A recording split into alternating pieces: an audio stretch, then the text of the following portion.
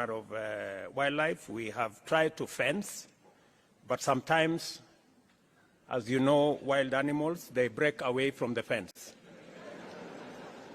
So if you take time to walk around the city of Nairobi and you meet a lion, please be careful because they are wild. We try to keep them inside.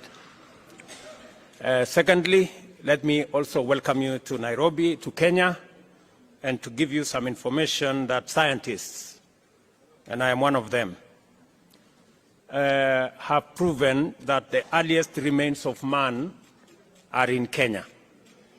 And therefore, for those of you who know the history of humankind, this is where humanity began.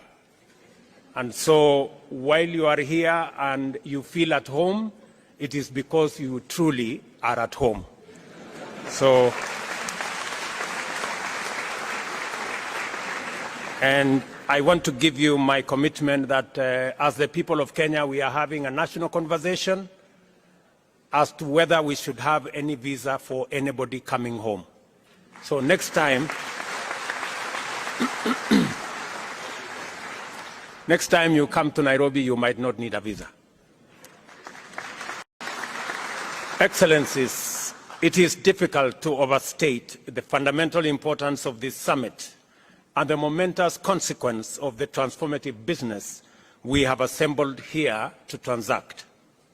You will recall that as a continental political community, we resolved unanimously to pursue the integration agenda with greater vigor and focus.